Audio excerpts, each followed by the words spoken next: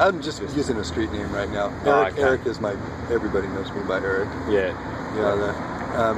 I also got the name Cow Killer. That's my Indian name. They say Indian because the Indians gave it to me because I hit a cow one time, and we survived. How fast were you going? About 40. Okay. 40 miles an hour out in the country, and he did a little pirouette and took a little dump on the window and stuff. And but everybody, God bless, everybody was totally okay. And the cow? Yeah. He was not looking too happy. Okay. Kind of glared at me and such. So they called me Cow Killer. Cow Killer. I like that. Yeah, I've been living here for about 15 years. Here is the San Joaquin Valley. Beautiful little place. It's been in turmoil since pretty much the whole world's been changed around in the modern age.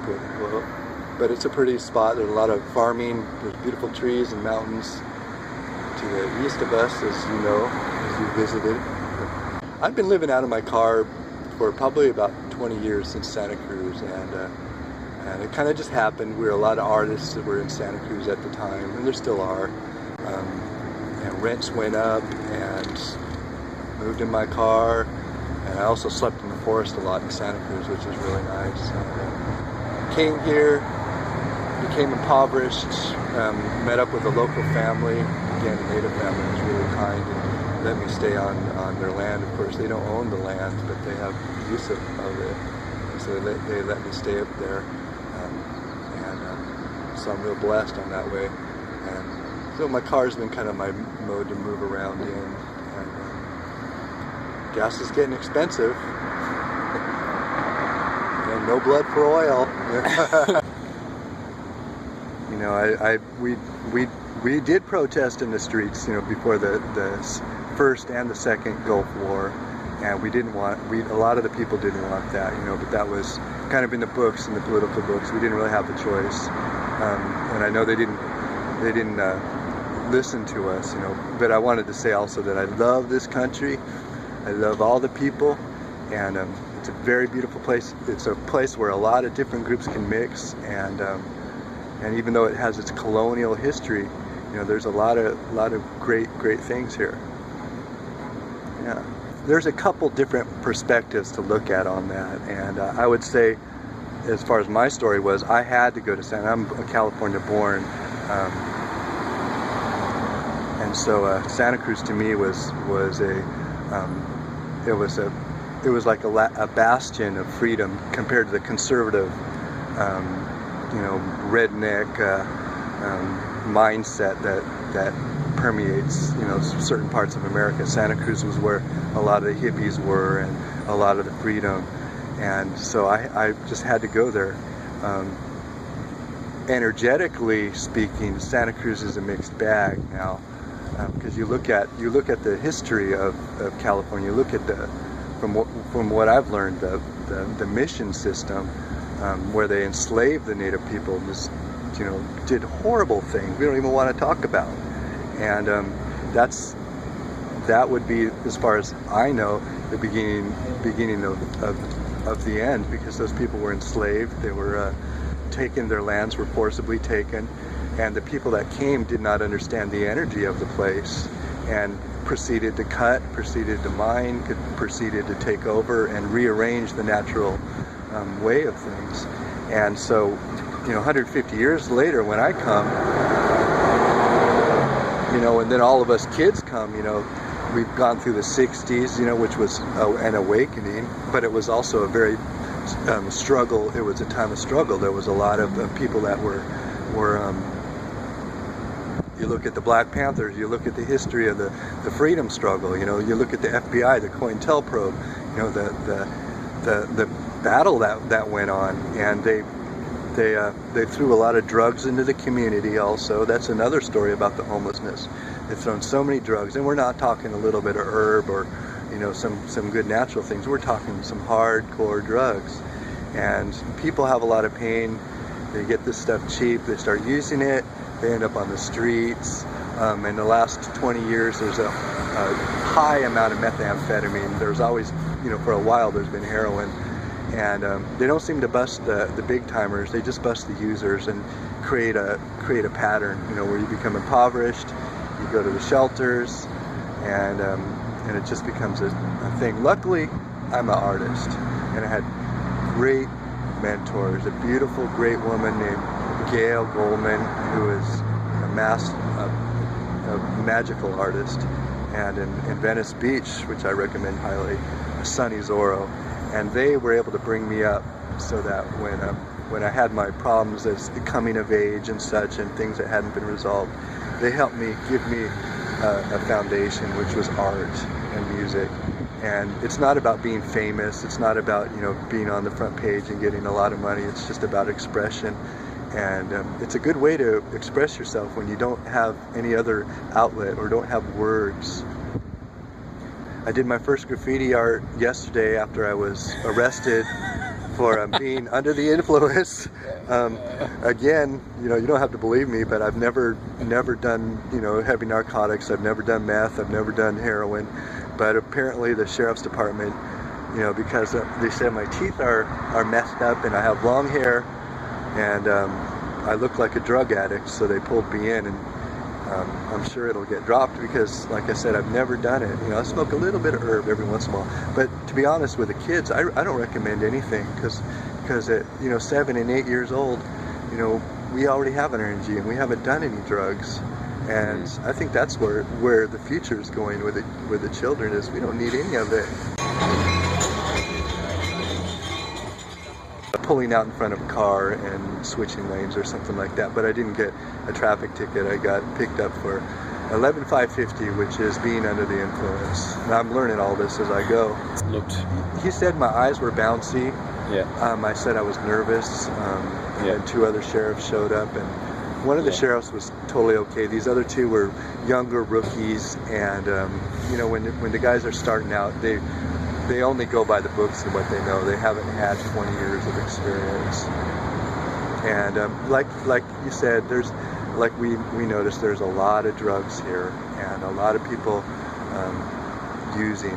And so when you look like I do, like I said, thank God I'm white, but you tend to get in that picture because they profile you. They show the officers training films of these scruffulous fellows like us, and then again, it's a legacy. You're not fitting into that starched white straight shirt, and things like this don't make me want to. My hair just got a little longer after being arrested. Yeah, I put a call into a lawyer. I don't know whether I'm kind of new at this. I don't usually get into problems. Like I said, I don't do drugs like that because I just. I like to think my mom and dad raised me all right, and so we'll see what he says. But I also don't want to go to the public defenders, because when you wait for the judge and the public defenders, sometimes they just railroad you. What do you mean? What's railroading? Railroading is when you get set up, and we could get a little political. There's people believe and people don't believe. We got people like Mumia Abu-Jamal. We got also people like Leonard Peltier from Wounded Knee. The Native people that put that beautiful resistance back in the 70s to protect their people. And there was a lot of problems with FBI and certain things. We don't know the truth and such, but there are a number of people in American prisons that maintain their innocence. And I'm inclined to believe some of them. So they could they could say, oh, we found some ecstasy tablets or something. They could do that. I do have a firm belief in the justice system, so to speak. Luckily, I'm white. Luckily, I also know the rules, and I was, my dad was in Vietnam and taught me right from wrong and such. And I do believe in the wheels of justice, but I also have a feeling that there's other things that we don't really even want to get into because what kind of art? So I did a little bit of graffiti in the jail cell. What did you write? I did a picture of a face, and we have a great history in California of like the Chicano and the liberation, the lowriders and stuff. That's influenced me since I was a little kid down in Los Angeles. And so I did a face, and then I did a bandana, like Black Brigade. I'm kind of starting to tend towards anarchy, but like I said, I love all the people, and peace and love and nonviolence. And then on the bandana I wrote, I am not on drugs. Originally what I've done is I busked and played guitar. I've got a long way to go. I ain't the best, especially here. You don't have a lot of competition here. Really? But yeah, that's great. People are down home here. There are a lot of country people, and like I said, the Mexican people are so generous with musicians. They really understand that cultural artist thing, more so than the colonial transplant settlers here. But I like that term. That's excellent. That's really good. I've done that. I've also worked organic produce at some of the farmers markets. There's a burgeoning farmers market scene here, and we're getting organics. More and more people are leaving the pesticides and leaving the chemicals, and learning, back the traditional ways, which are, organic. And so I work at one of the organic places, and I work for food. And like you come to California, you're going to see a lot of people with signs, "We'll work for food." Well, I don't have a sign, but I actually do. I've done painting. I've done. I love to dig in the trash too. I love dumpster diving. Although there's a lot more people because of the economic downturn, there's a lot of people on the streets now, and so these dumpsters are getting picked over. The businesses there's people that want to help sometimes cause more problems in that they lock up the dumpsters. They tell the businesses to donate to like the rescue mission or certain charities, and not to let us independents pick, because they want us to go through approved channels and then have us go to some drug programs or evangelical find Jesus kind of thing. Yeah, I would say a good majority of the people here are from the San Joaquin Valley,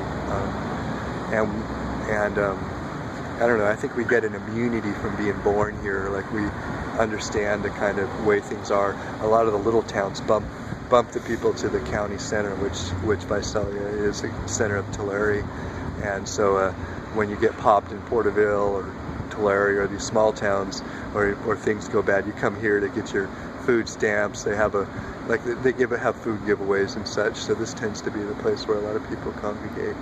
Santa Cruz before the earthquake in 1989 was a different place than I know it now, and the old mall was covered in trees. There was a lot of hippies. There was some strange ones too, though. I mean, you got to watch out. There's predators out there, and there have been before, and there are now.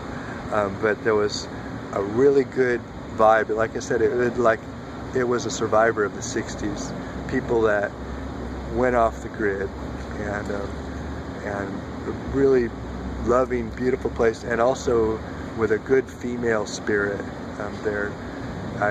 Those trees up in the school and up in the mountains, the ocean, just wonderful. After the earthquake, they redid the mall, made it more. A lot of money came in. Where's the mall? The mall is now Pacific Avenue, and that's back from the ocean, the boardwalk. Is that the one with with all the fancy shops and cafes? Yes. Yeah. Okay. Yeah. And now it's all fancy. And they don't like it's us. a bit lifeless, isn't it? Yeah, they don't like the buskers, the musicians, and such. And before, it was just a funky town.